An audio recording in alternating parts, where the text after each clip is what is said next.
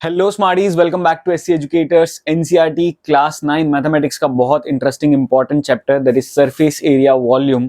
इसकी एक्सरसाइज करते हैं। इसके कंसेप्ट्स पहले जरूर समझ लेना, जो जो भी शेप्स है उसके फॉर्मूलेस क्या है, कैसे आते हैं वगैरह।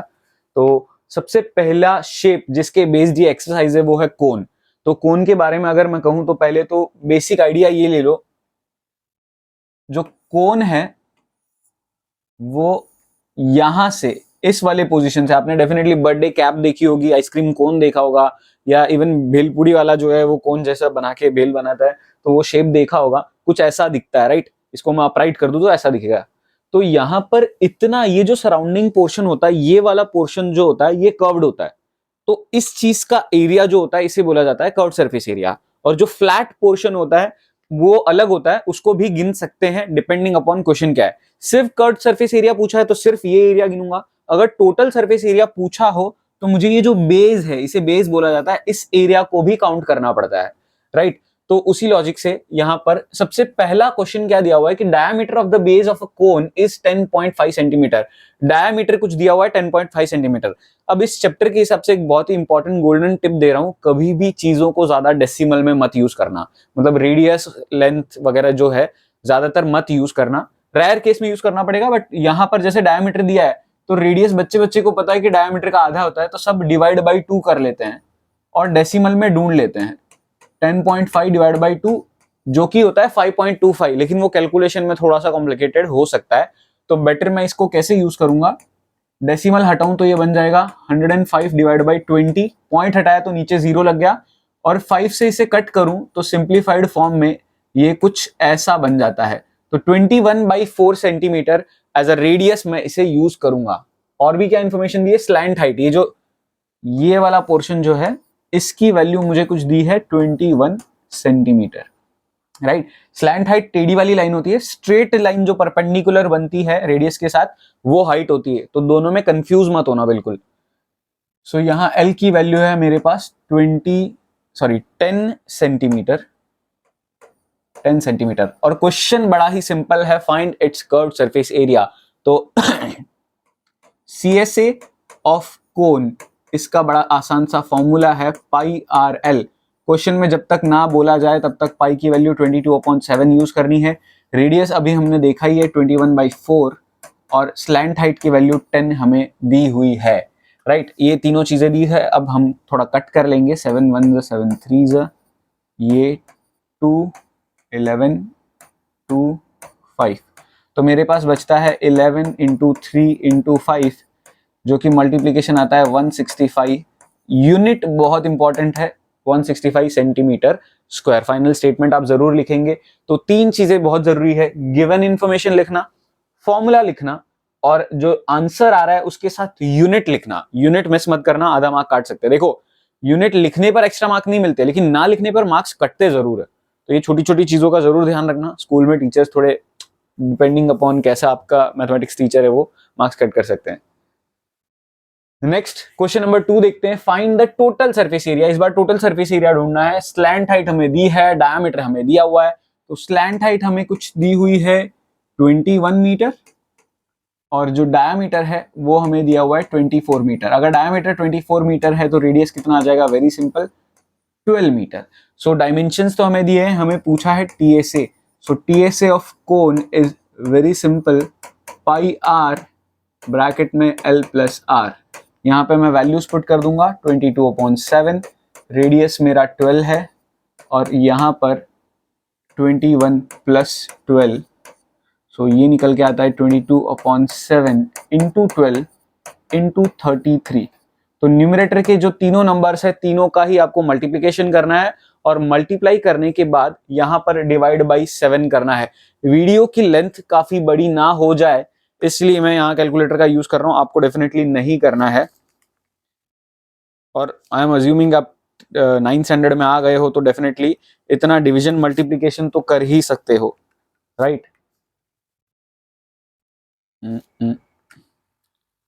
डिवाइड बाई 7, सो 1244.57 अप्रोक्स ऐसी कुछ वैल्यू हमको मिलती है। इतना सेंटीमीटर, सॉरी मीटर स्क्वायर आएगा। सो ये मेरा करेक्ट आंसर निकल के आता है। आई होप समझ में आ गया होगा, बहुत बहुत सिंपल बेसिक सवाल है एकदम, ठीक है ना, इस तरीके से हम सॉल्व करने हैं। नेक्स्ट अब बोला है curved surface area of cone. अच्छा, इस बार जनरली हमको बाकी डिटेल्स देते हैं, कर्व्ड सरफेस एरिया पूछते हैं, इस बार कर्व्ड सरफेस एरिया दे दिया है और कुछ और पूछा गया है, यहाँ पर रेडियस पूछा गया है। तो पहले तो गिवन इंफॉर्मेशन क्या क्या है वो लिख लेते हैं, हम नोट कर लेते हैं। CSA की वैल्यू हमें दी है कुछ 308 सेंटीमीटर स्क्वायर, और इसके अलावा हमें स्लैंट हाइट की वैल्यू भी दी हुई है, दैट इज 14 सेंटीमीटर। तो अब इस CSA की मदद से हम रेडियस ढूंढ सकते हैं। कैसे? वेरी सिंपल, CSA ऑफ कोन हमें पता है पाई आर एल के बराबर होता है, तो इस साइड तो मैं ये CSA ऑफ कोन की जो वैल्यू है वही पुट कर देता हूं, पाई की वैल्यू 22/7, रेडियस फाइंड करना है और स्लैंट हाइट 14 है।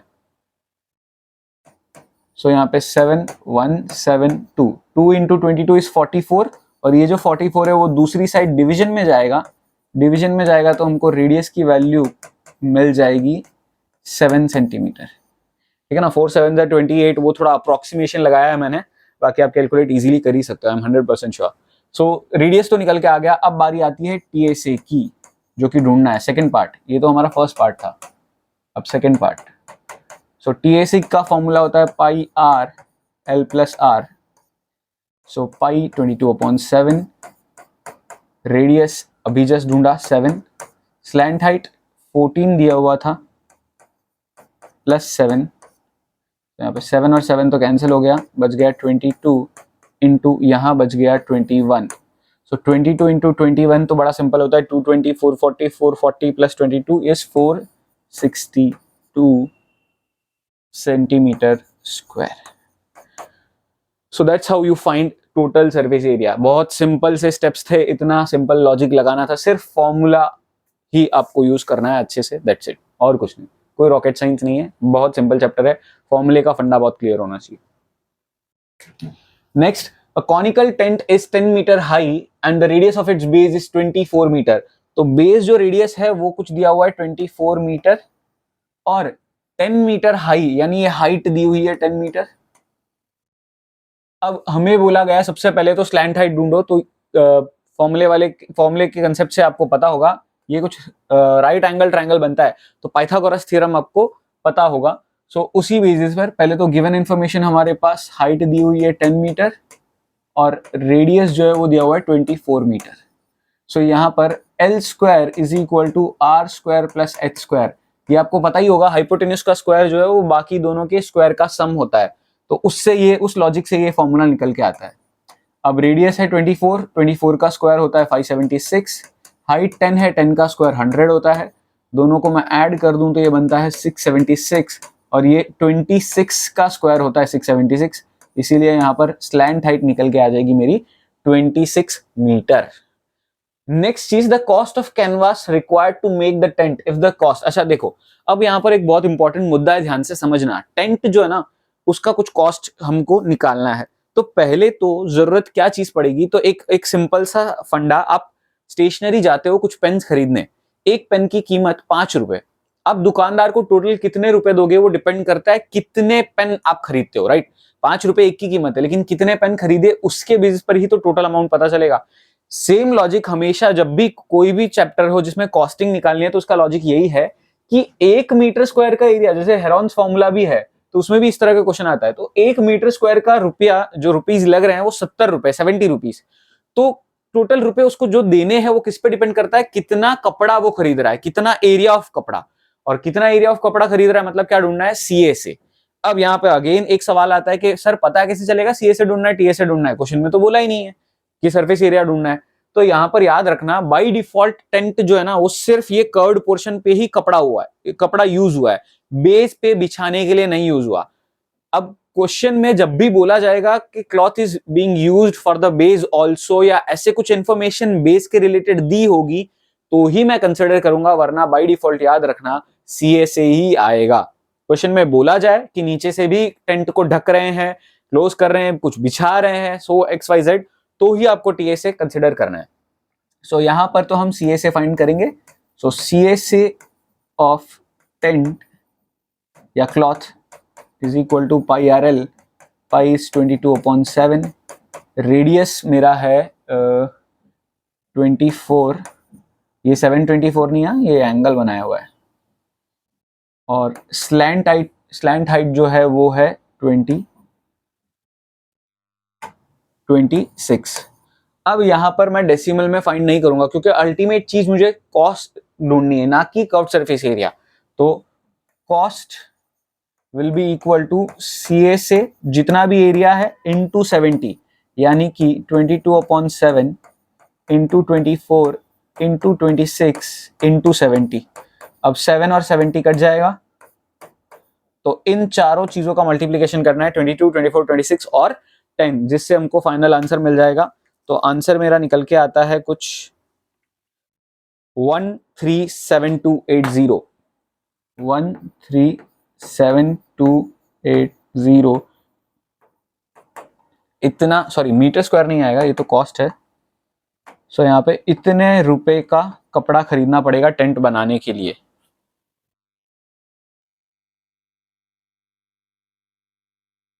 यहाँ पे आएगा ₹137280 रुपीज। सो इतना कॉस्टिंग लगेगा इस टेंट को बनाने के लिए। आई होप समझ में आया होगा। ये फंडा बहुत जरूरी है, बहुत इंपॉर्टेंट। इजी तो बहुत है बट फंडामेंटली कंसेप्ट क्लियर होना बहुत जरूरी है। नेक्स्ट, इसको मार्क कर लेना most important question of this exercise, ठीक है ना, one of the most important question. Difficult नहीं है लेकिन बहुत जरूरी है, ध्यान से समझने की कोशिश करते हैं। What length of tarpaulin 3 metre wide will be used and so and so. अब यहीं पे आधा बच्चे का तो आधा मतलब दिमाग यहीं पे खराब हो जाएगा, सर टारपुलिन क्या होता है, मीनिंग पे इतना नहीं जाना है अपने को। सिंपल सा फंडा ये है, कपड़ा यूज हो रहा है, अब जो भी कपड़ा हो कोई लेना देना नहीं है उसका, ठीक है ना। तो टारपुलिन क्लॉथ यूज हो रहा है, तो एक सिंपल सा कपड़ा अगर मैं आपको बताऊं तो कुछ इस तरह का रेक्टेंगुलर शेप का कपड़ा, फिलहाल कपड़ा तो कुछ यहाँ पे नहीं है मेरे पास, बट स्टिल ऐसे समझ सकते हो आप।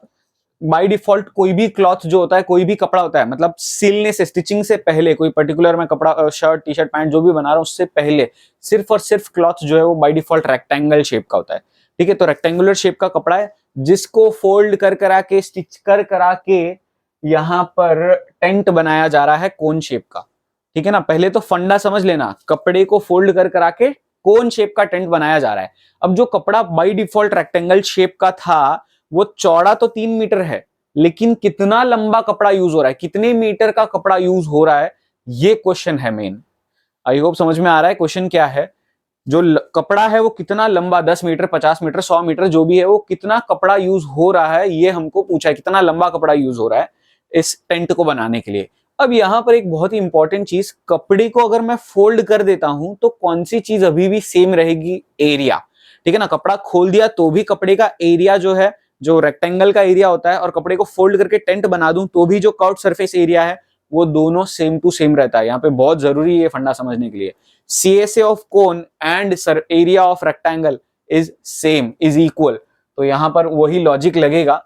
सो सबसे पहले तो हमको गिवन इंफॉर्मेशन क्या क्या है टेंट की, जो कोन है उसके रिलेटेड हमको इंफॉर्मेशन दिया हुआ है कि हाइट जो है वो 8 मीटर है और जो रेडियस है वो 6 मीटर है, ठीक है ना। ये 6 मीटर है और ये हाइट जो है वो 8 मीटर है। तो सबसे पहले तो अगर एरिया ढूंढना है तो एरिया के लिए स्लैंट हाइट ढूंढना पड़ेगा, ठीक है ना। बाय डिफॉल्ट आपको पता होना ही चाहिए। तो L square is equal to R square plus H square. So 36 plus 64 is nothing but 100।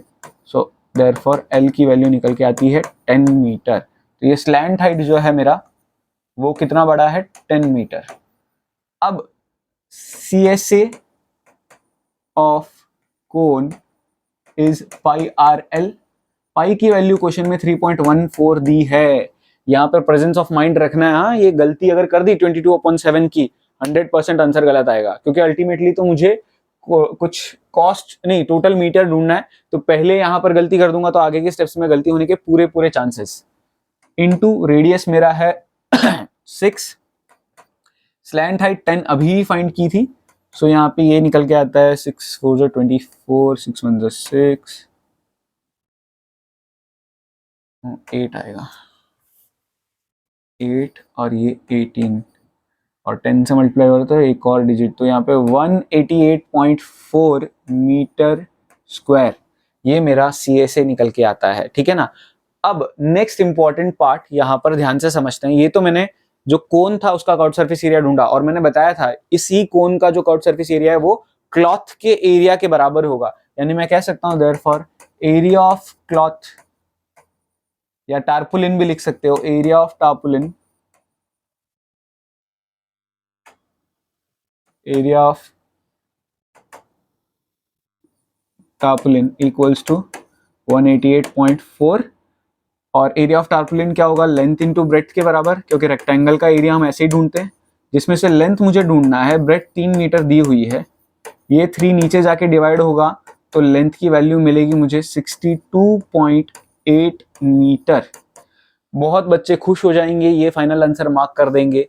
एक छोटी सी गड़बड़ जरूर करेंगे। तो यहाँ पर क्या वो जो छोटी सी गड़बड़ है वो बहुत जरूरी है, ध्यान से समझना, जो आपको अवॉइड करनी है, जिससे बचना है। ये फाइनल आंसर बिल्कुल नहीं है। कपड़ा का लेंथ ढूंढना था तो मिल गया, ये खत्म नहीं हुआ है।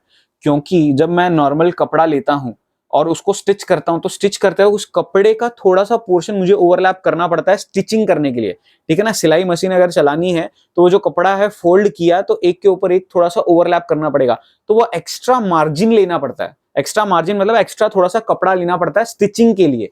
वो उसके रिलेटेड क्वेश्चन में एक इंफॉर्मेशन दी हुई है कि वो अप्रोक्सीमेट कितना लंबा कपड़ा लिया है एक्स्ट्रा मार्जिन के लिए, 20 सेंटीमीटर। तो ये भी मुझे कंसिडर करना पड़ेगा, टोटल कपड़ा कितना यूज हो रहा है उसको फाइंड करने के लिए। तो जो टोटल लेंथ है, total length will be this plus जो मेरा अप्रोक्सीमेट जो वेस्टेज है एक्स्ट्रा मार्जिन के लिए वो भी कंसिडर करना पड़ेगा। अब यहाँ पर भी एक गलती होने के बहुत ज्यादा चांसेस होते हैं, बच्चे यहाँ पे प्लस कर देते हैं, ये जो एक्स्ट्रा वाला है 20, बट यहाँ पर यूनिट का खेल खेल लेते हैं। ध्यान से देखो, यूनिट का फर्क जहां दिखे वो सेम यूनिट बनाना पड़ेगा। ये मीटर में, ये सेंटीमीटर में काम नहीं चलेगा।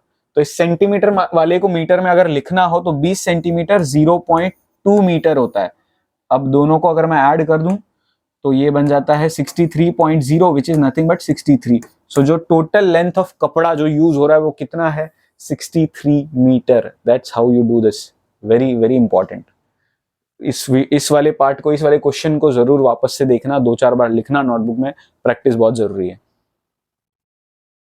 फंडा समझना, सेम क्वेश्चन वैल्यूज चेंज करके पूछ लिया जाए तो कोई नई चीज नहीं बनती, वो जरूरी है, क्योंकि स्कूल्स में जनरली करते हैं ये चीज।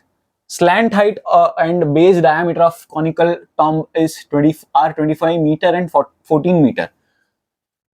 सबसे पहले तो स्लैंट हाइट दी हुई है विच इज 25 मीटर। देन अगली चीज जो है वो हमें डायामीटर दी हुई है 14, तो रेडियस मेरा कितना हो जाएगा 7 मीटर। आई होप समझ में आ गया। ये 25, ये 7। अब find the cost of white washing it's curved surface area at the rate of, simple है, कर्व्ड सरफेस एरिया ढूंढना पड़ेगा और फिर कॉस्ट निकालना पड़ेगा। तो पहले तो स्लैंट हाइट गिवन है 25 मीटर, रेडियस गिवन है हमको 7 मीटर। तो मैं पहले फाइंड कर लूंगा CSA ऑफ कोन, लिखो टॉम लिखो, कोई फर्क नहीं पड़ेगा, पाई आर एल। पाई कुछ दिया नहीं है तो 22/7, radius 7, slant height 25, 7 7 cancel, 22 into 25, 220, 440, 550, सो 550 मीटर स्क्वायर। ये तो मेरा CSA निकल के। अब बारी आती है कॉस्टिंग की, तो यूनिटरी मेथड वेरी इंपॉर्टेंट, ध्यान से समझना। 100 मीटर स्क्वायर का 210 रुपया, तो 550 मीटर स्क्वायर का कितना रुपया, तो वेरी सिंपल 550। जो भी ढूंढना होता है उसके क्रॉस वाली चीज डिवीजन में और बाकी दोनों चीजें मल्टीप्लिकेशन में। 0 0 कटा, 0 0 कटा। यहाँ पर 550 को 21 से बस मल्टीप्लाई करना है, सो सॉरी 55 को 21 से मल्टीप्लाई करना है। सो दिस बिकम्स 550 550 और 550 प्लस 550 हो जाता है हमारा 1155।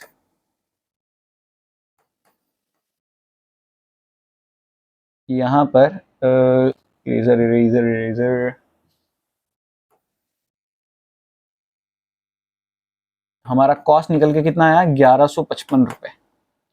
आई होप समझ में आया होगा, बहुत इंटरेस्टिंग, खास करके ये यूनिटरी मेथड वाला पार्ट जो है ना, कि 100 मीटर स्क्वायर का 210 रुपए, तो इतने मीटर स्क्वायर का कितना, तो जो भी ढूंढना होता है उसके क्रॉस वाली चीज, अगर क्वेश्चन मार्क यहाँ होता है तो क्रॉस यहाँ होता, क्वेश्चन मार्क यहाँ होता है तो क्रॉस यहाँ होता, क्वेश्चन मार्क यहाँ होता तो क्रॉस यहाँ होता, क्रॉस वाली चीज डिवीजन में, बाकी दोनों मल्टीप्लीकेशन में ऊपर।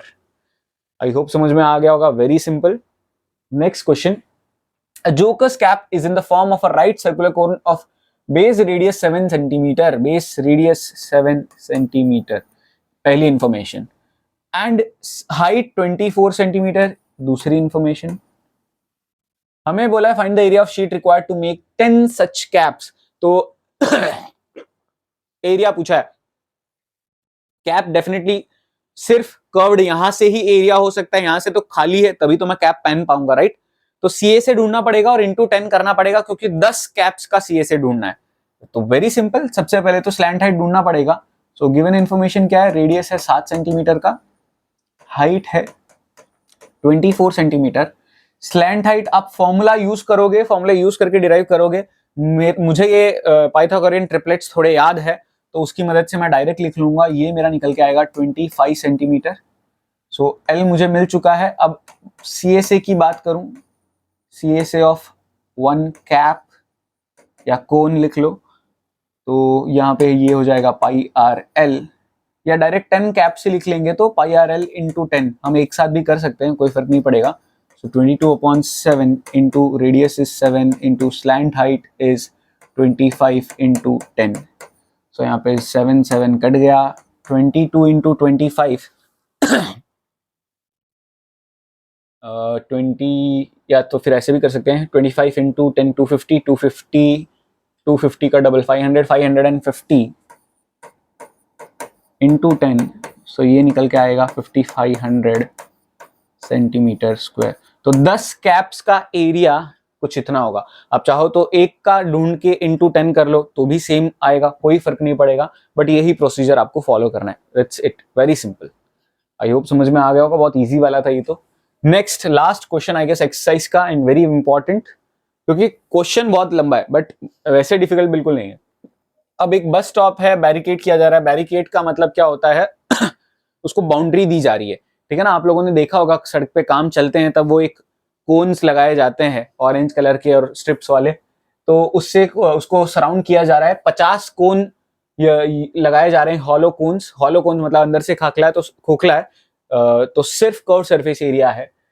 Each cone has a base diameter of 40 centimetre, diameter 40 centimetre, तो रेडियस कितना हो गया 20 सेंटीमीटर।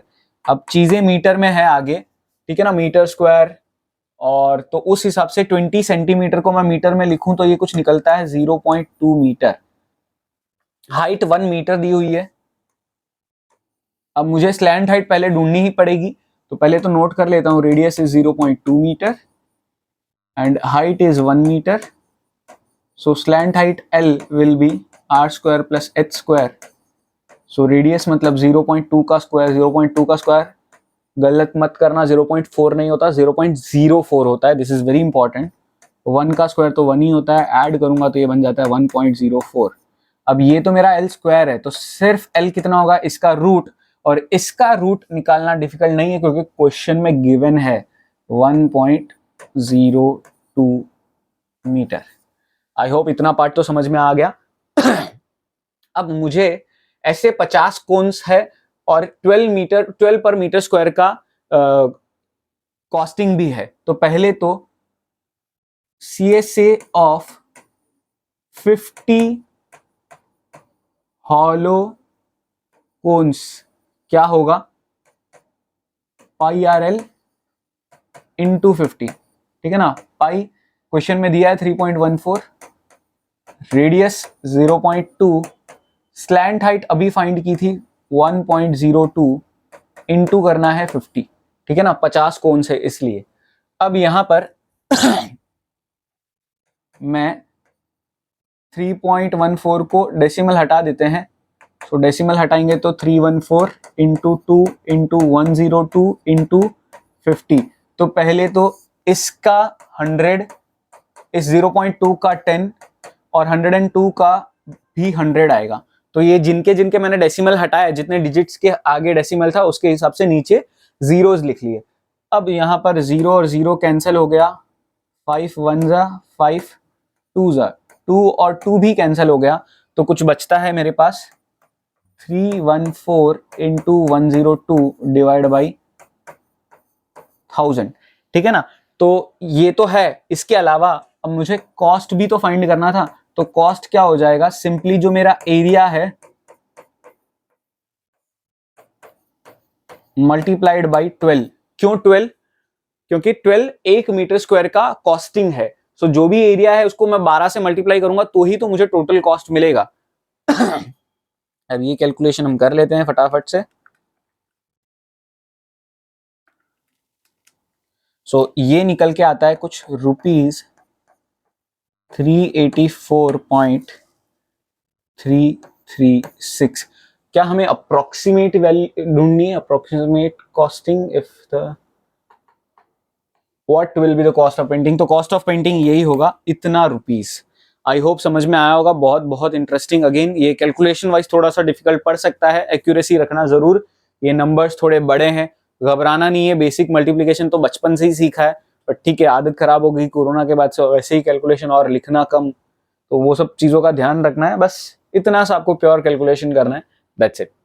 सो यहाँ पर हमारा फर्स्ट एक्सरसाइज कंप्लीट होता है 11.1। आई होप सब कुछ समझ में आया होगा, कुछ भी डाउट हो कमेंट बॉक्स में जरूर लिखना। Thank you so much for watching, मिलते हैं नेक्स्ट वीडियो में।